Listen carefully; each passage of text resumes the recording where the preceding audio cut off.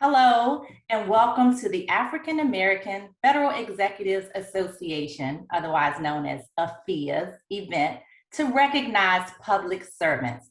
I'm Latara Miller, a proud public servant through the Department of Veteran Affairs and AFIA's Membership Committee Assistant Deputy Director for onboarding.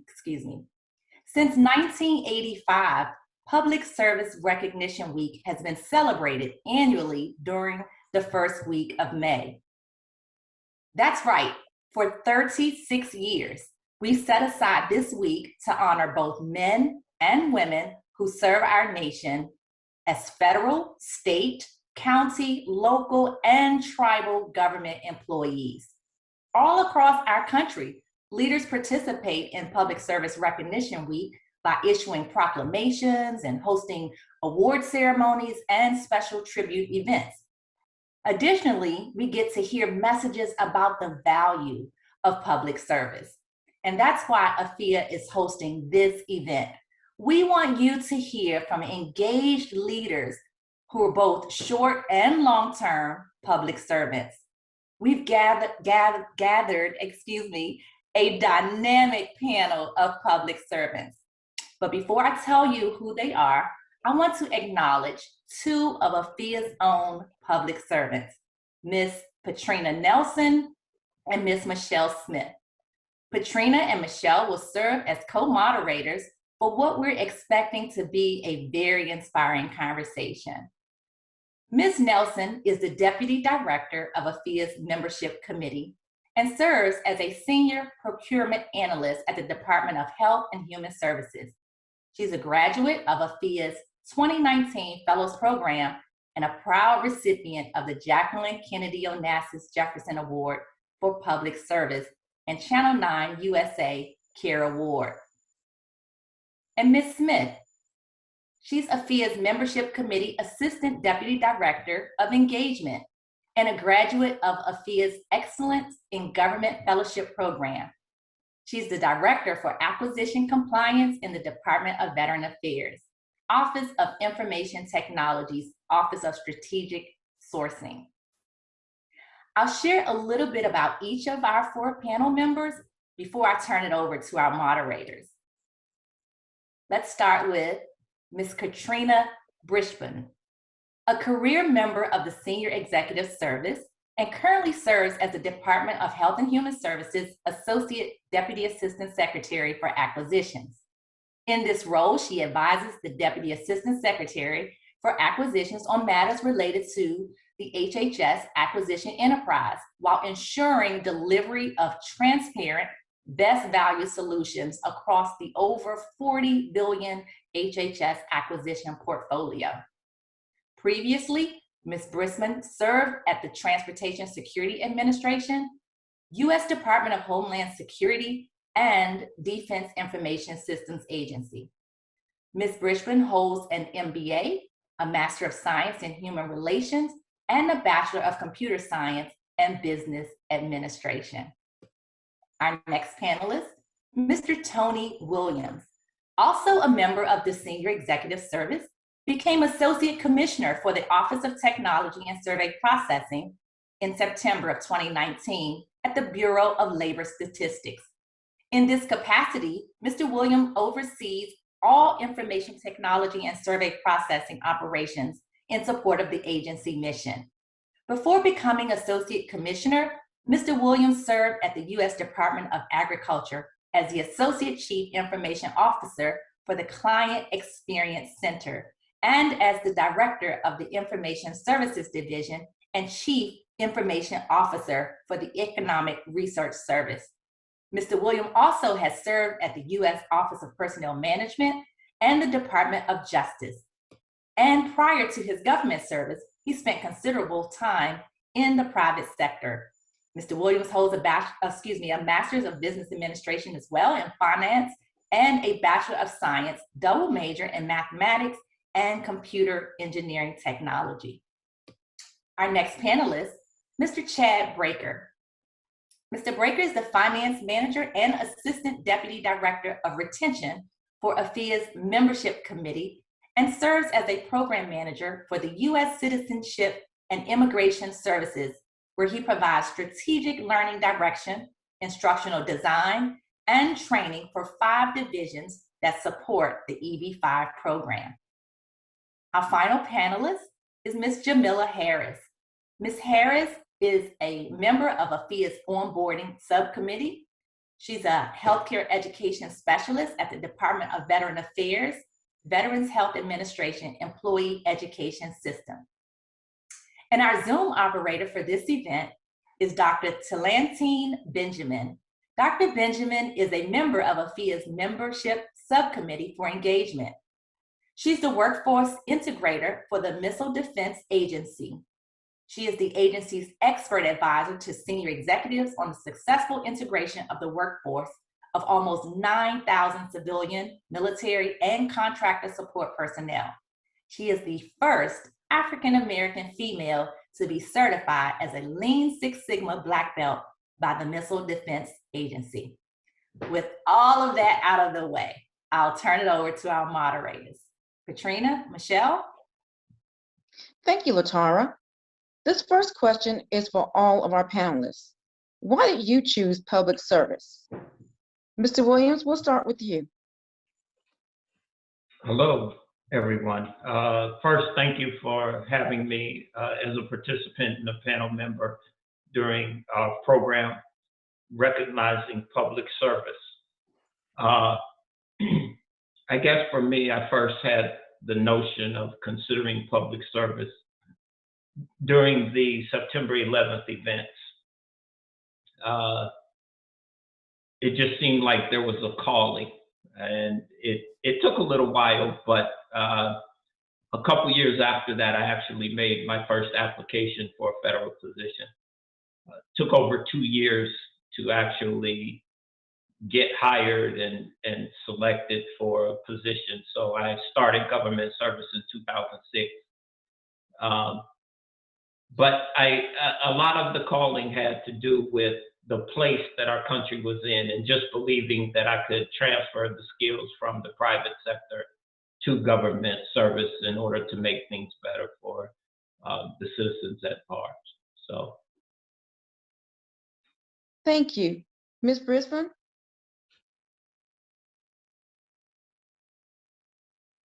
Good afternoon, everyone. I'm excited about the conversation, and thank you for inviting me to participate in this discussion. For me personally, I think I grew up in an environment of service. And so that passion began to develop early on.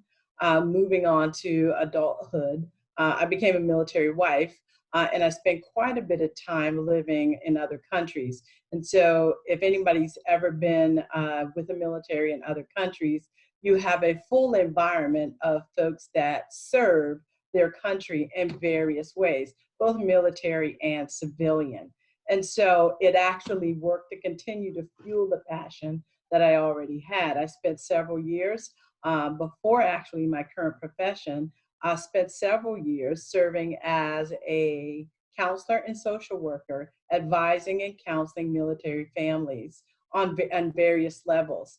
And then transitioned my career about over 20 years ago now to the acquisition profession. And in that profession, I still am able to make a direct impact into the well-being of the American people. And also, I've also served with the Department of Defense in some of my positions, and I've been able to make a direct impact to military missions, both in the US as well as abroad, and many of the campaigns that we've heard about, such as the Kuwait or Afghanistan or Iraq. And so I would say it's a passion, and I enjoy serving the American people and seeing the work that I do make a difference to others. Thank you. Mr. Breaker?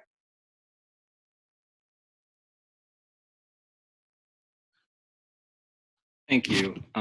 Good evening. I'm elated to be a part of this panel discussion and to answer that question.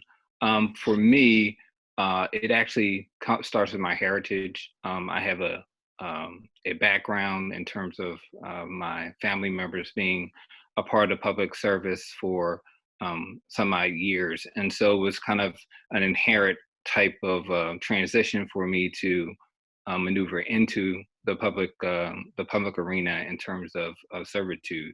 I will say that also a backdrop to that was that I also, like the panelists that spoke before, is that I started in the private sector, and it was very incentivizing to stay in the private sector, as you know. However, it wasn't until I had an opportunity to work with the federal government, working and managing a contract, that I saw the sacrifice, I saw the goodwill, and I saw the inherent nature of teamwork and commitment that the federal government's employees exude, and that enticed me to want to become a part of the federal government family. Thank you. And Ms. Harris. Hello. I chose public service because of my desire to help people. I also come from a family of public servants, and seeing the positive changes that they were making, it definitely influenced my decision. And also, it was a natural draw to my organization's mission.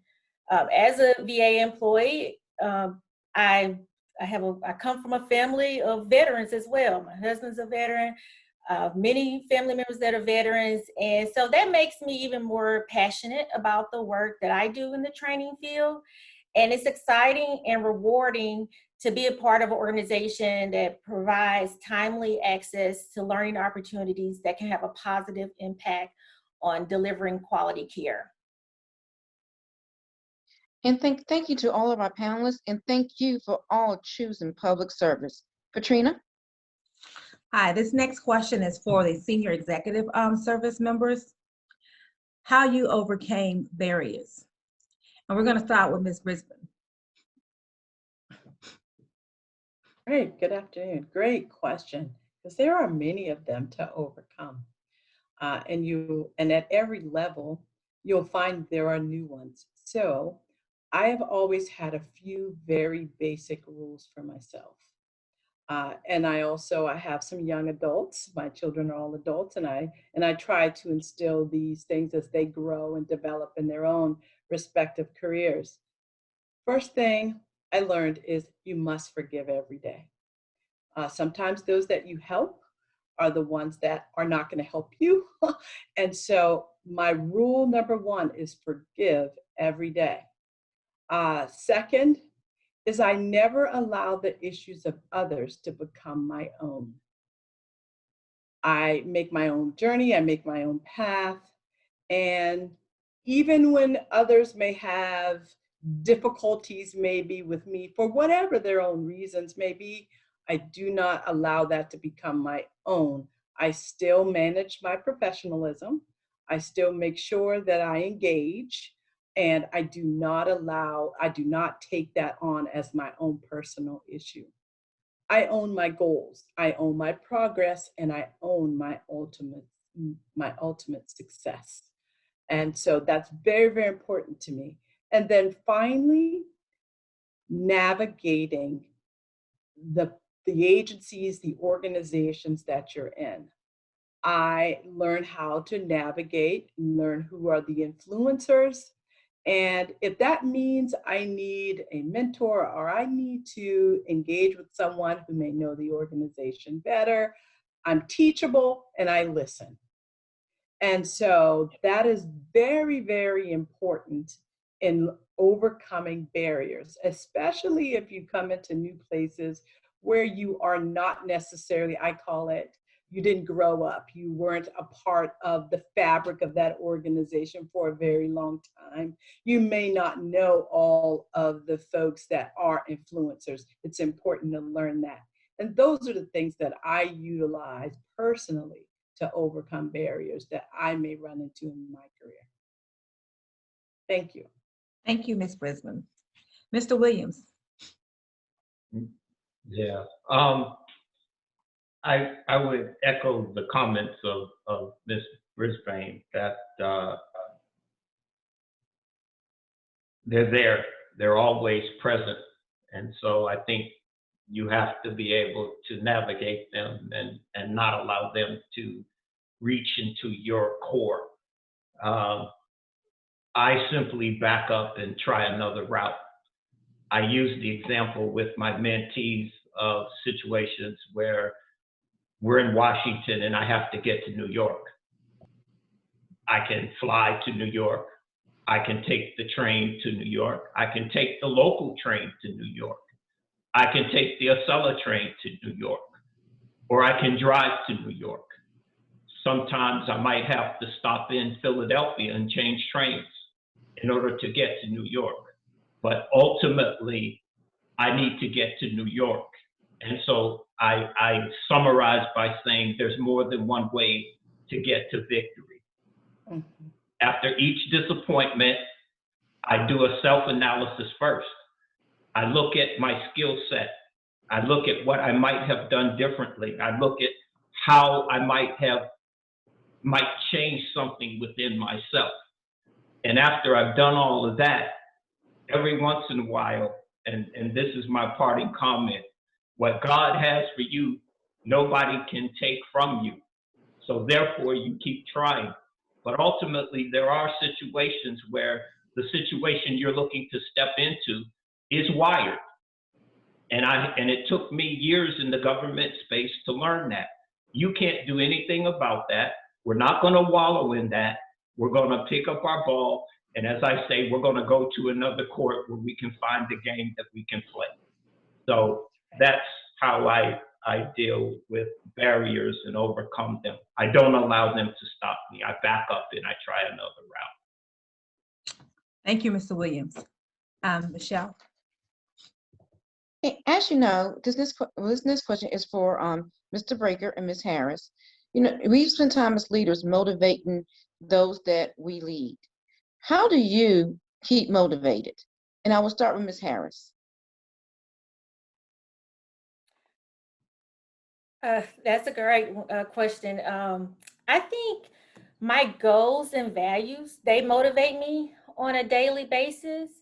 And also I have a career goal to go as high as I possibly can in the government system, because I think that's where I can make the biggest impact as a leader. And, you know, if I continue to work towards this goal, it's going to possibly open up more opportunities and ultimately, like you say, working towards certain career goals and will allow me to, once I achieve those, I can implement ideas to advance the organization. So, you know, I definitely think it's something that I think about. You know, that goal is like a target, and I'm always working towards it. Thank you. Mr. Breaker? Thank you for that excellent question. So for me, I look at kind of the common elements for me. The common elements for motivation would be, you know, family, commitment to serve, and then kind of mission driven, right? But there are also two fundamental questions that I ask myself on a daily basis. Those questions are, how can I improve myself so that I can serve others? And then how can I qualify myself even more to be in service to others? And so when you look at those two questions and kind of take an introspective look, that is the key to motivation. Oftentimes I say that if you give yourself enough information, then it will spark the inspiration that you need. And so I lay bare to that. I lay hold to that. And I also lay bare to the fact that I'm the main ingredient to my success. And so I'm also retrospectively the main ingredient for other people's success. So if you take that into consideration, then that's what motivates me and continues to be the driving force for me to be motivated for others. Great answers. Thank you both. Patrina? So the next question is for everyone. How do you conduct yourself in meetings when you're the only African American woman or woman or male in the room? And we're going to start with Chad. This is a very great question, and I kind of vacillate on this a little bit in terms of what I wanted to say. I will say this is that when you step into a boardroom and when you step into any room and you don't see a pigmentation that represents you or represents exclusively how inherently you have looked or have seen in your urban communities or in your communities as a whole, it's largely intimidating. It's largely makes you want to kind of retreat. And it's in kind of that space where there's great opportunity. There's great opportunity to not only educate, but there's great opportunity to learn for those that you might feel that intimidate you the most. And so when I take a look at when I go into those boardrooms or into those meetings and what I represent, I represent a heritage that wanted to make sure that I got there. And so when I look at that and when I realize that that I have a humbleness about me, I have a responsibility to conduct myself as if I've already been there. I have a responsibility to make sure that I remain there. Oftentimes I tell my staff and some of the people that I associate with is that you really are, and I think Mr. Williams kind of alluded to this, you really are kind of the seat warmer, right? So if you take an analogy of being in a basketball game, as Mr. Williams said, is that there's 5 people on the court each side. And so you have to decide if you are just going to watch the game or if you're going to participate. And if you're not participating, then are you engaged enough to understand what's going on in the game? Are you rooting for the big win or are you just rooting for self-preservation? Is your motivation about elitism? Is your motivation about self-preservation? Or is your motivation about getting the big win and getting the big score? And the big score, in terms of being in a boardroom that doesn't look like you, is that you get more people in a boardroom that look like you. So if you take that into consideration and take that as a positive kind of context, as opposed to looking at it from a negative perspective, then you'll always be able to be in a posture of influence and not in a posture of those that will find you to be combative. Thank you, Chad. And Ms. Brisbane? You're muted. Yes, I echo everything that Mr. Breaker has said. I want to, add that when you're in the room, you've got a seat at the table. It's for a reason, and remember that there's a litany of generations that are coming behind you that expect you to maintain that seat. So if you do have an opportunity, I would quickly work to resolve any fears or challenges you may have with the content or lack of pigmentation in the room, and get used to it. And so because we're in a place where that may go on for a few more decades, right? And it's up to us to make sure that we continue to add to that room. But when you're there, and I speak to the women, there are specifically some things that we have to make sure that we are cognizant of. And one of those things is how we convey information. Very, very important. Our strategic insight, coming off as a solutionist, ensuring that we are authentic, but we come across with strategy and solution. Be prepared. So make sure that you have something to say. It's not okay to show up regularly in a regular meeting where you have been given a seat at the table and you have nothing to add. Make sure, and I think this is for both men and women, make sure that you bring solutions, strategic discussions relevant to the scope of what's being discussed to the meeting and have something to say. That doesn't mean that you have to say something all the time, but more times than not, make sure that you are prepared to bring a thought or an idea that advances the discussion that is ongoing. Very important. And as I always think about, there are many others that are depending on me to make sure that not only my seat stays available, but there are many others that are made available. Thank you. Good answer. Thank you. Ms. Harris. I also agree with the sentiments that have been expressed. And I also had a mentor tell me to get comfortable with being uncomfortable. So, you know, I think that it helps as an emerging leader to come to the, when you come to the table, that you're prepared, familiar with what's being discussed, and you're able to contribute to the conversation. And also keeping an open mind, because you're going to be working with different people that have different views and perspectives. So, you know, I always try to be flexible and, you know, consider my position and just consider everything that's being presented, and how, you know, I can help problem solve as well. And also how I carry myself. I think that's important, and conducting myself as on the same level as the individuals that I'm in the room with. Thank you. Great answer. Mr. Williams. You are muted. You are muted. I apologize.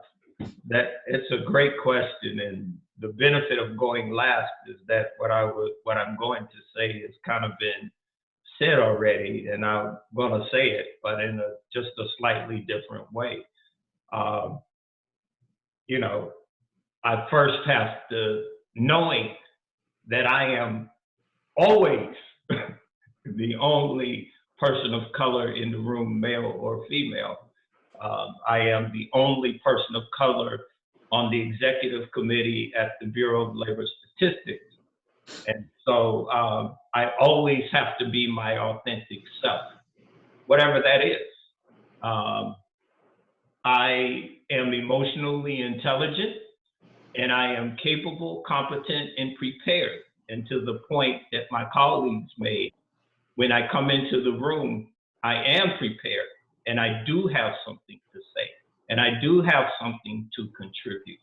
And so you always have to be ready for your opportunity to shine. And so never run and hide from that. The other thing that I would say is that I know that the rules are not the same for me. I am acutely aware of that every minute of every day. And so therefore, you know, I have to be conscious of the words that I use, the tone and tenor of my communication. I think it's something also that, as Ms. Brisbane said, women also have to have that same kind of issue.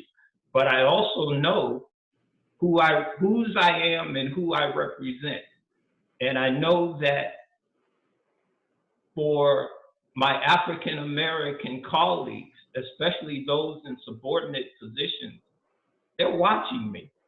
And I have conversations with them where they tell me how proud of me they are. So I know that they're watching me, and I'm always trying to lift them up, and I'm always trying to represent them and show them the possibilities. So that's a great question, and thank you for the opportunity to answer it. You're on mute. Thank you for the answer, sir. Michelle? That is a great segue into our next question from Ms. Harris and Mr. Breaker. As mentors, you're often given advice and inspiring others. What advice do you have for aspiring African American leaders? And we'll start with Mr. Breaker. Thank you so much for that very, I would say, very loaded question, but I'll try to answer to the best of my ability. So the first thing I would say is for individuals to locate themselves, particularly African Americans, to see exactly what you want to do, and then aspire towards that.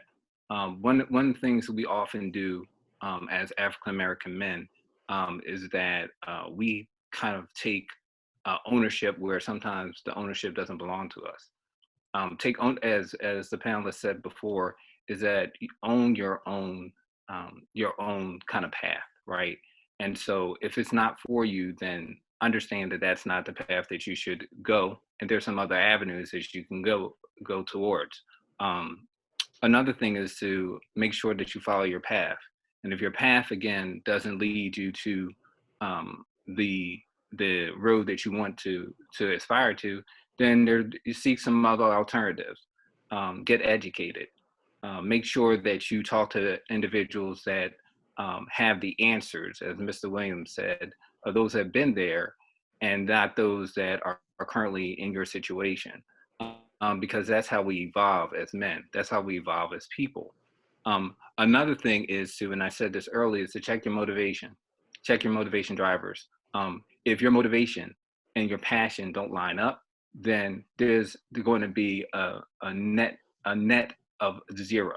And you want to really get a net of something more than zero. You want to get a net that instills and inspires those to obtain what you've attained and beyond.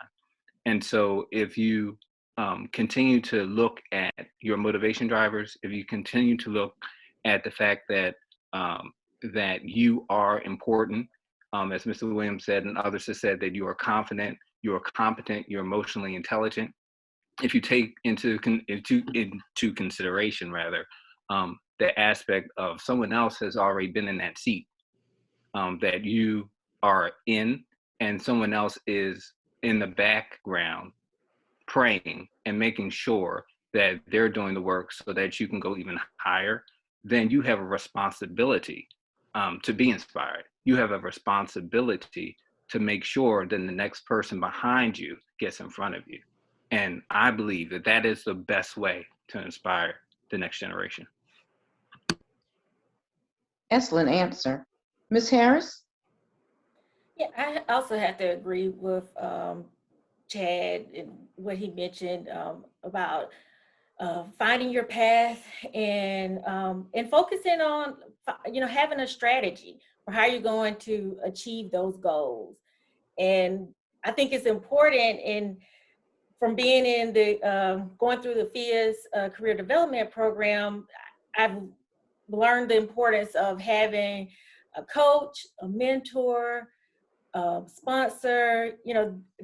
These people can help you throughout your career, because you may, as you progress in your career, what I've learned that you're going to encounter challenges, and these people can help you, and I try to help others as well. But you can learn so much from past experiences, and also in reverse mentoring. I mean, we all can learn from each other. So, just having an open mind and be willing to connect and reach out to others as well, because like I said, there's always someone that's been where you're trying to go. Great answers from both of our panelists. Advice that we can all follow and all put into our own toolbox. Patrina?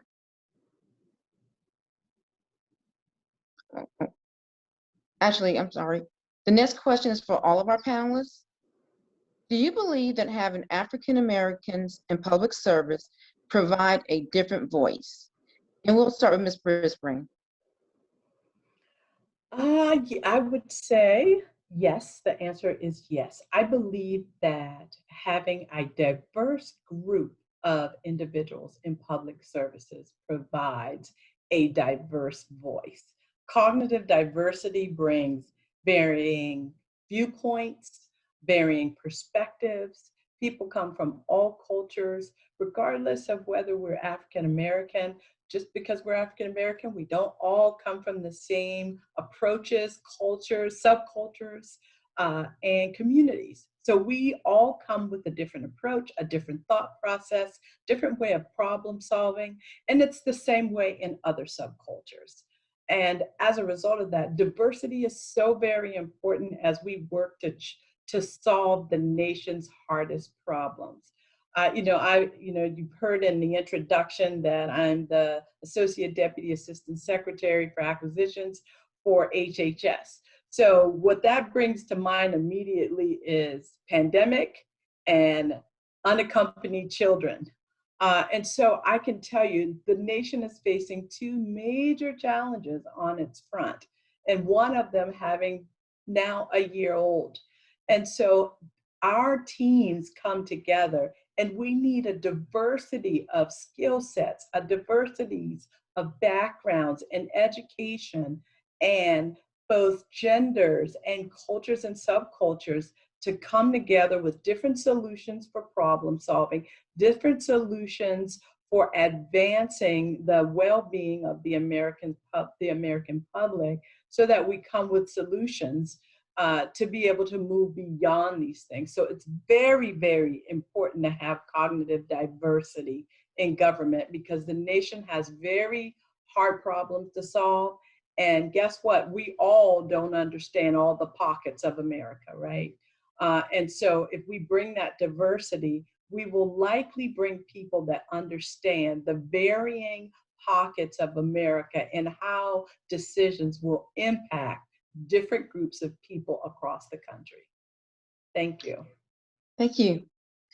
Mr. Williams.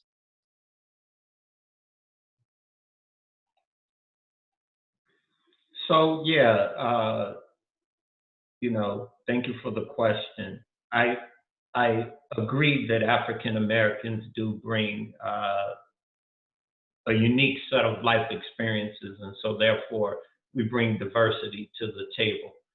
But I also have to echo the comments that we need all types of diversity. Even again, within our community, we have very different views and perspectives and experiences. So as we move through these different processes, we do need to have all of the thoughts at the table. And part of the reason that I make the statement goes to some of the ugliness that I've seen in the federal space has been African Americans perpetrating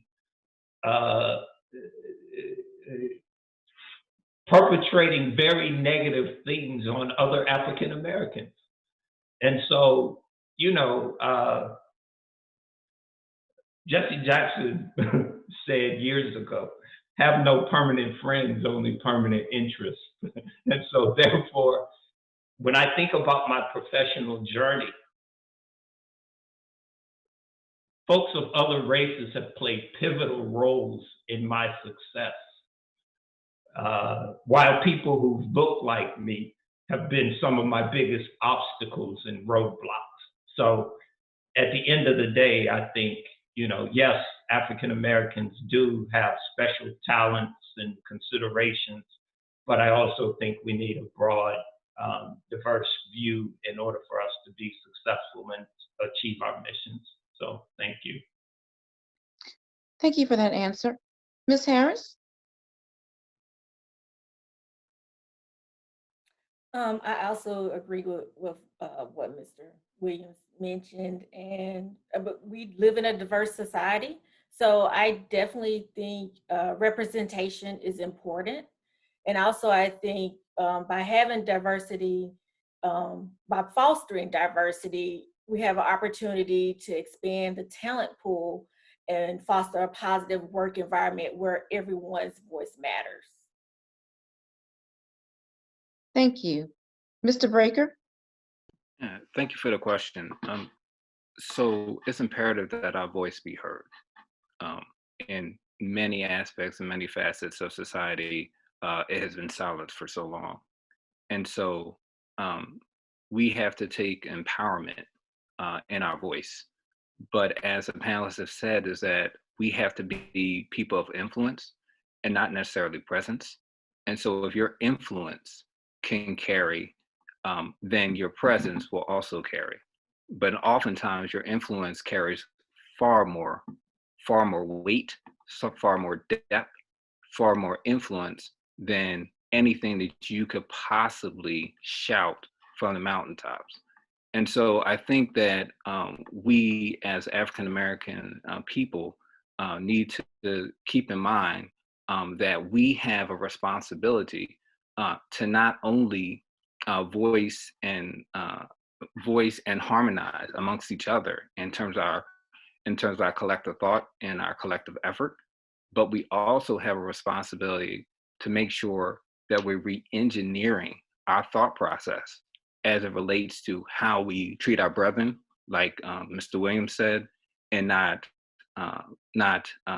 degrade, not berate our fellow African American males or females that are aspiring to do good work, but that we galvanize and that we work cohesively to attain the things we want to attain, because there's greater pastures for everyone. But we can only do that if we work hand in hand together. And so I think that as a collective voice, it's imperative within the federal government space that our voice be heard. Fantastic answers from all of our panelists.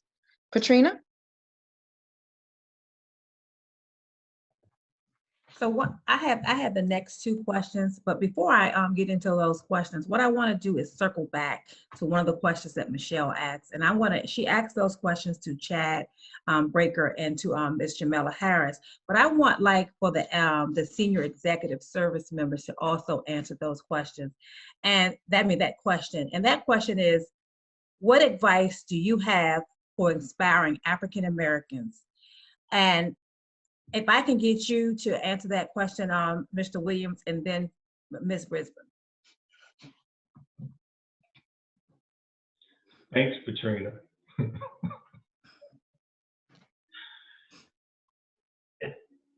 The advice that I give to any person that I'm mentoring or that I work with closely is chase competencies and not titles. We have a tendency to chase a title, but sometimes the person with the inconspicuous title has the broadest skill set and adds the most value to the organization. So if you want to advance in the federal government, and certainly if you want to get to the SCFs, it's competencies that you are going to be evaluated on, not your title. Second is to seek roles that take you out of your comfort zone, that are going to fill in the gaps in your skill set. One of the things that I tell people is, people don't even realize USA Jobs is a wealth of opportunity and information. Read the vacancy announcements at the next level. See what skills and competencies they're looking for, and help yourself strive to get to that place if you're missing something. And then the last one, which probably is most important, treat every single person you interface with, from the highest level to the lowest level, with dignity and respect. I can tell you in my role, because I have 700 people, that when I want to know something about somebody, it's the person who you might least expect that I'm going to go speak to about who is Jamila Harris. And it's not Jamila or the people who sit around Jamila.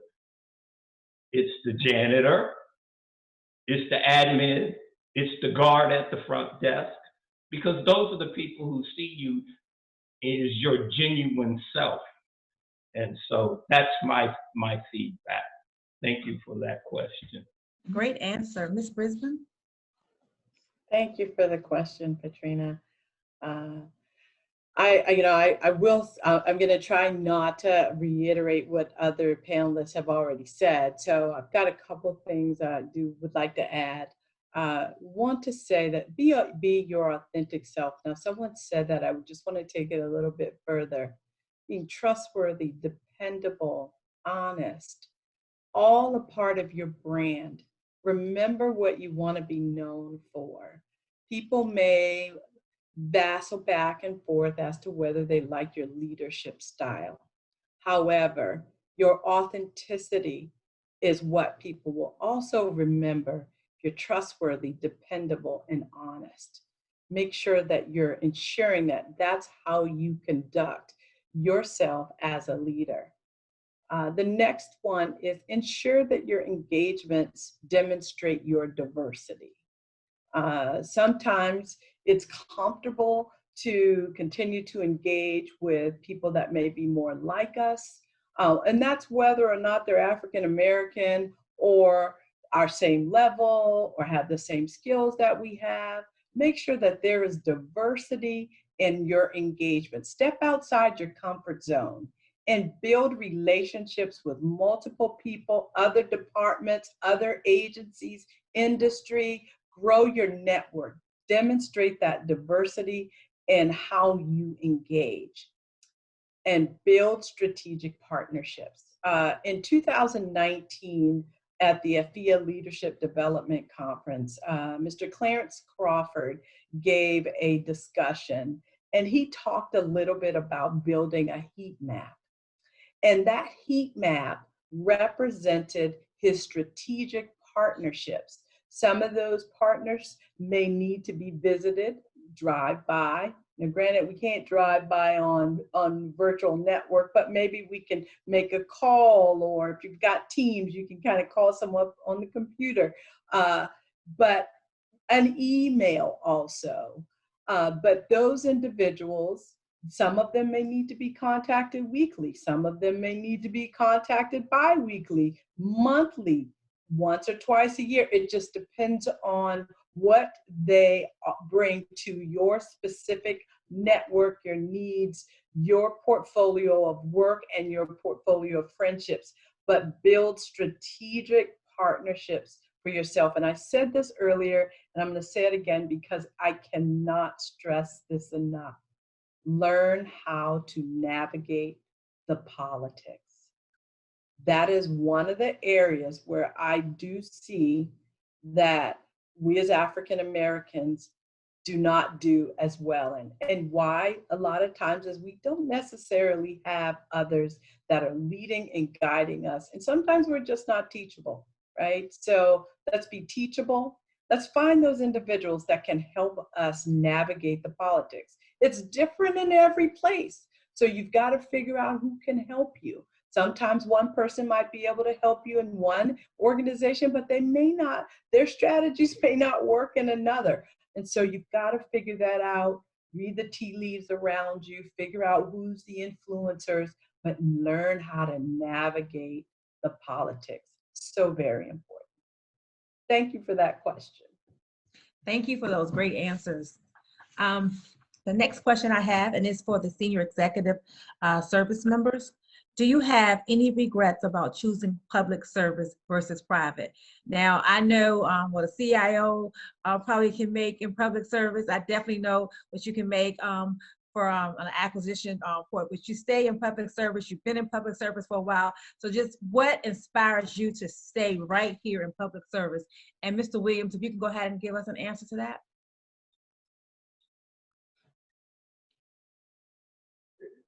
The question thank you for the question. And this is a question that I really struggled with in terms of how I would answer it or how I should answer it.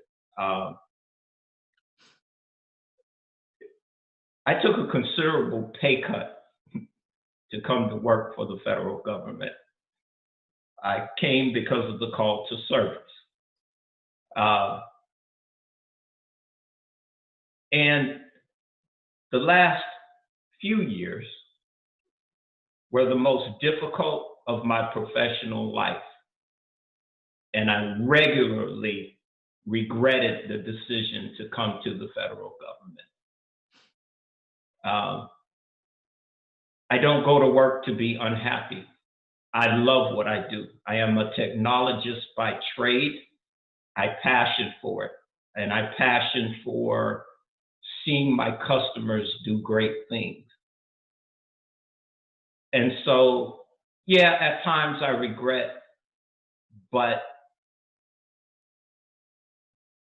ultimately, And I regret fundamentally because we as civil servants become pawns in the political game. But outside of that, and it's something that hits me periodically, but it doesn't last very long because I put my big boy pants on, as they say, and I get up the next morning and I go and I serve. And I see the success of BLS, I see the success of my staff, I see the success of my colleagues, and I get my mojo back, as they say. So that's kind of my view. But thank you for the question, because I know that I could leave today and go double my salary in the private sector. Yes. Ms. Brisbane? I have to say that I too struggled to think about that question as Mr. Williams was talking as to what I would say. I have had a diverse background in that I spent some time in the military early on, spent time working as a social worker and a counselor, and then onto the field of acquisitions, where I've spent now about almost 25 years. And I know I look like I'm 10, but really I have spent almost 25 years in the field of acquisitions.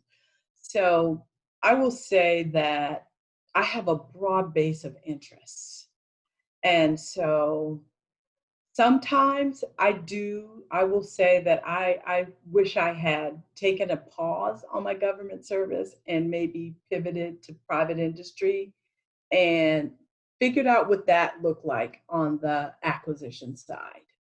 And when I have those moments, something that I might be working on, a big project, or especially as a senior executive, those thoughts have come into my mind probably more often than prior to becoming a senior executive, because I don't get a chance to get in the weeds anymore. I don't build the acquisition strategies anymore. Those are the people that actually I lead. And so those are the things that actually turned me on. So what I tend to do now is focus on those things that actually bring me joy. And I will say it's the lull moment that make me think, should I have maybe ventured onto private sector for a little period of time? But the projects I'm working on, when I see it come to fruition, just as an example, I've been spending some time trying to get some brand new SES positions. And doing some organizational redesign. And so I just got news late last week that those 3 SES positions got approved. And so when those things happen, then it energizes me again that, okay, this is actually, I know I'm not the strategist anymore. No, I'm not buying chips anymore, or I'm not out working in the weapon systems or making things happen in the campaign areas that the Department of Defense are working in. But the organizational structure that I am helping to build will create opportunities for others, will help to build skills for others. And those are some of the legacies that I'll be able to leave behind. And so I'm energized again for that kind of work. So I would say, as a summary, I do teeter-totter back and forth. I have to be very honest about that, just because I have a broad base of interest. And a lot of the industry folks remind me on a regular basis how much more I could make if I stepped over to the other side. But I am committed to making sure that I finish my course and that I also ensure that the folks that I have tried to bring along with me is that they are successful. And so I am very, very committed to the success of others and ensuring that they grow and they develop, and they also have some mentoring and relative information so that they can keep developing. Thank you. Great Thank you. answers. And the last the last question is for everyone. And that question is, what strategies do you have for work-life balance? And we're going to go ahead and start with Ms. Harris with that question. Great question.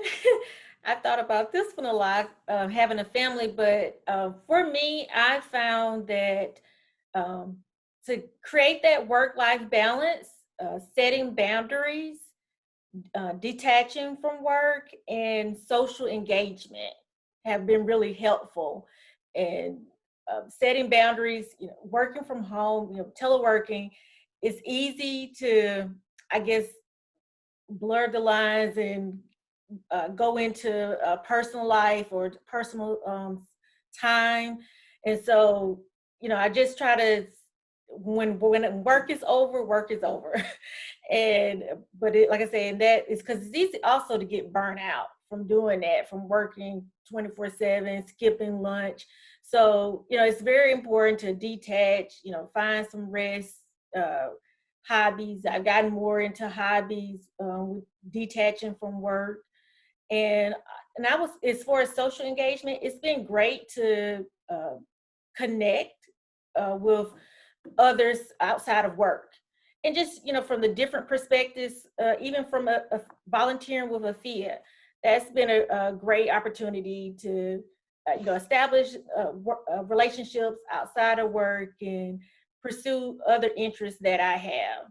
So like I say, setting boundaries, detaching for work, and social engagement, those particular strategies have helped me. Okay. Mr. Breaker? Yeah, thank you for the question. So, yeah, work-life balance is very important. I think one of the key things that you could do, or tips, if you would be as I think Ms. Harris said, is to log off. Right when it's time for you to finish your work, then finish your work. I also think that we sometimes look at work as kind of a second child or a third child. But if you do that, then there's a I guess maybe an adage, or maybe a trending kind of a topic, or statement, I should say, rather, is that quality equals time for your child, right? Quality of time for a child equals like the love that you have for your child. So if you take that into perspective of work, that the time that you have related to your work equals how much you value that work in your either your professional life or in your personal life. And so there has to be a balance. And so in other words, you have to prioritize your energies. Where is your energy being directed to? And then if your energy is directed to more work than it is personal, then you might want to start itemizing to see where your energies are taking the most percentage in. That it could be that you have to scale down that percentage of what you were doing, and maybe that's something that is not as fruitful as you think it would be, towards what you need to do for work. And that will allow time for your family, and that will allow time for the things that you hold dear.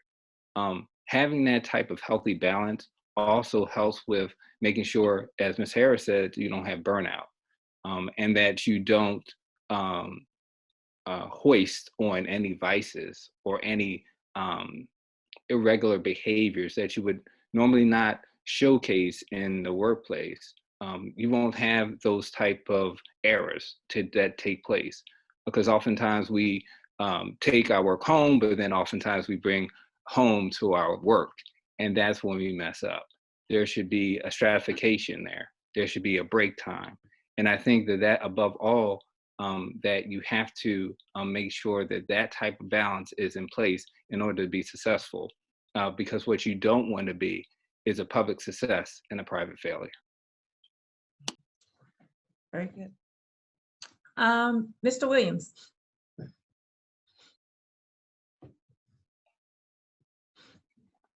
This was kind of a difficult question for me, and something I really had to ponder. And Ms. Harris and Mr. Breaker said some things that make me feel like I'm neglecting my family.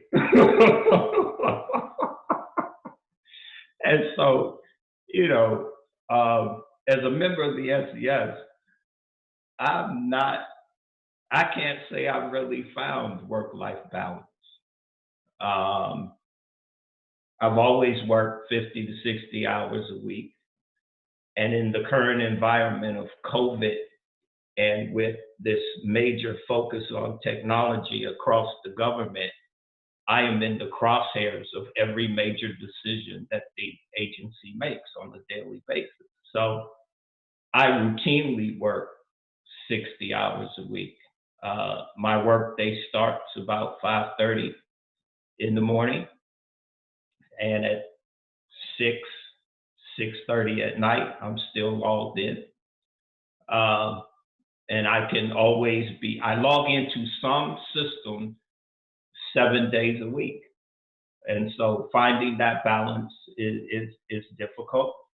I've come to the conclusion that I am responsible and accountable, so that if there's a failure in my office, the commissioner is going to call me.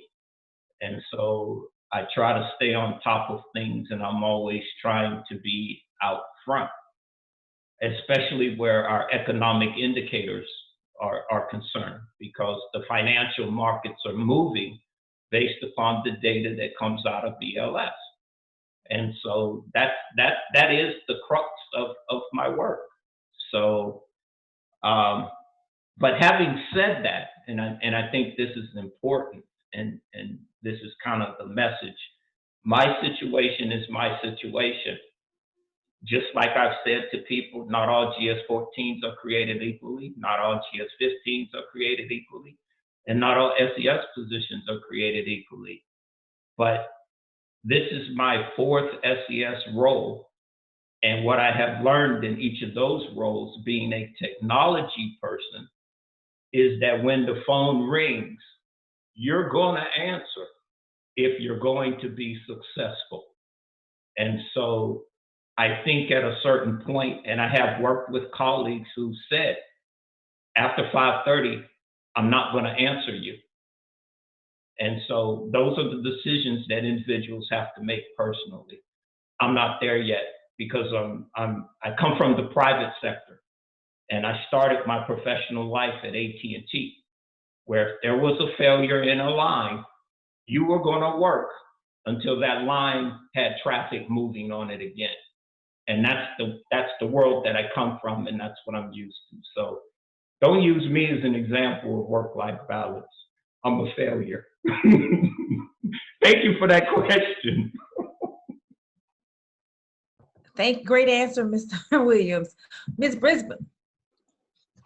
Well, first I want to say thank you, Mr. Williams, because I was going to feel like I was neglectful too. So thank you for that precursor for the Senior Executive Service. What I will say is work-life balance, what that looks like depends, right? It depends on where you are. You know, organizations have different rhythms and tempos. Agencies, departments have different rhythms and tempos.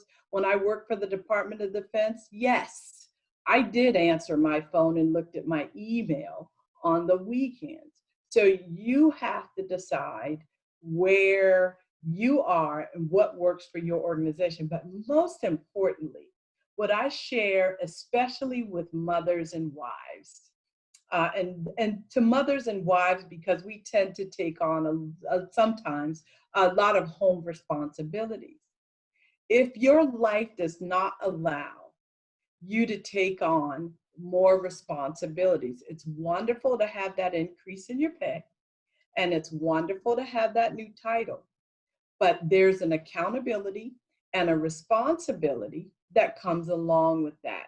If your life cannot accommodate that, then think twice before you step up for that next promotion or that next title, because you're not going to be successful. You've got to manage expectations along the way, and it's important to make sure that you are ready. You know the tenor of your respective organization and what it calls for, whether or not weekend work is important, whether or not you can unplug in the evenings. You have to figure that out. But I also believe that to a certain extent, you do have to manage expectations. And so if there are times that you know that you're having to work a lot of weekends, then you've got to do better at planning your time off. It can't be sporadic. You've got to say, hey, listen, I'm going to unplug this weekend. You know, I've got some things going on, and you could literally have your own family, you know, time going on. That's only your business, your concern, not anybody else's. I'm going to unplug this weekend. If somebody needs something, then you have someone, always have someone that can also answer and respond in your stead. Somebody that you can say, hey, so-and-so will be acting in my stead. For me personally, at this stage, where I am right now allows me to unplug on the weekends to a certain extent. My first SES job did not.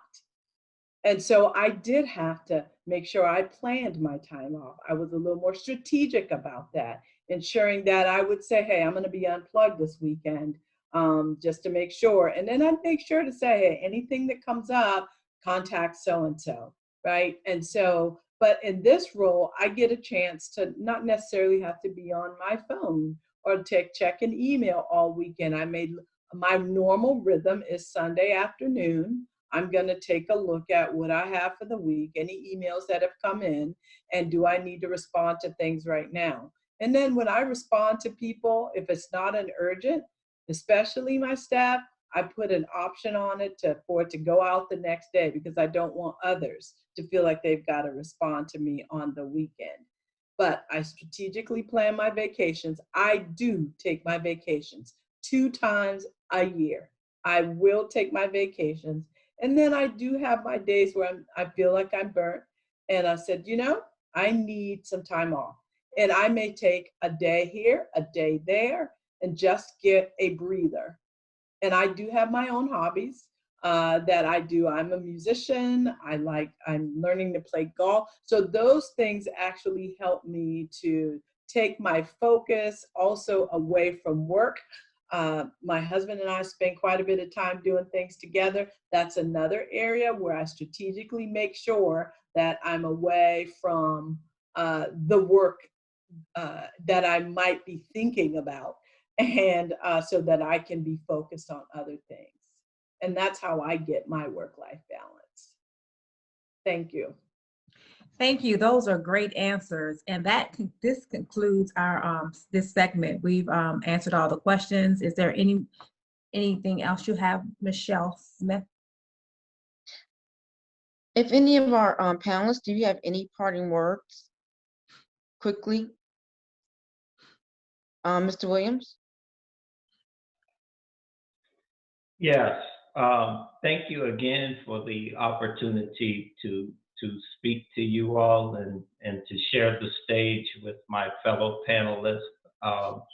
Public service is a wonderful thing. It's a wonderful space.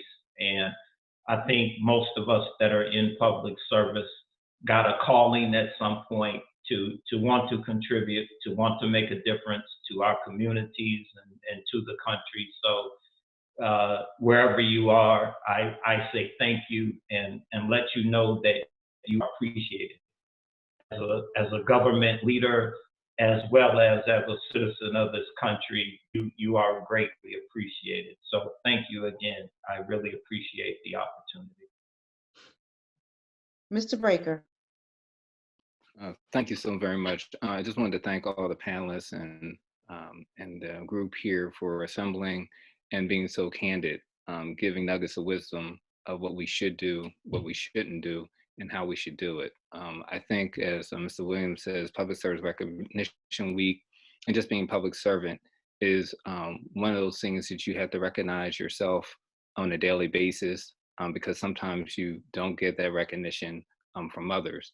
And so just continue to stay inspired, continue to do the good work, continue to march on, because there's someone else waiting to sit in the seat in which you're sitting in, and there's someone waiting for you to sit in the seat that they're sitting in. So thank you so very much. Ms. Brisbane? Yes, thank you. I would say, as a federal leader, want to say thank you for the opportunity to be in this discussion and this conversation with this great panel, first of all. And then to those who are looking on, want to say thank you. Most heartfelt thank you for your service. You do a lot to advance the well-being of the American people, the mission of America, and as well to ensure the freedoms that we enjoy and may sometimes take for granted. Thank you for your hard work and for your dedication and commitment to the nation. I do want to add that as we move forward as federal servants or public servants, think about others. How do we help others? How do we also help others develop?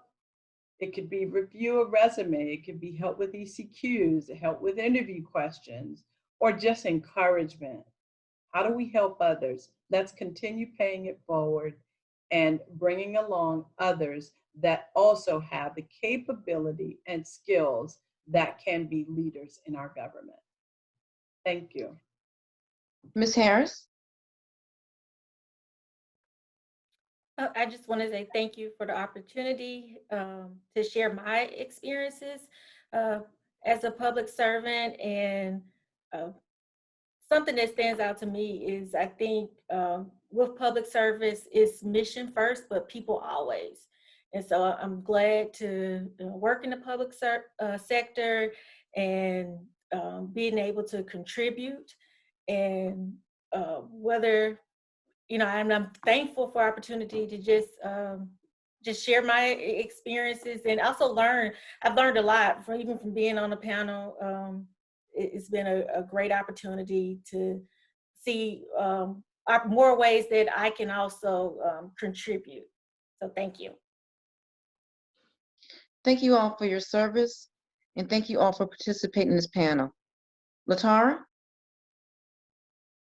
Wow, this was outstanding. For those of you, just want to first say thank you again to our panelists. Thank you to our moderators. And for those of you who are watching, again, we thank you for your service through your respective agencies. I told you, you would be inspired, right? This was absolutely outstanding. And we hope that you can share this recording with others and take the information that you've had and put it to use. Don't just watch and go on to the next thing. Take some notes and put the information to use to make you a better servant. Thank you.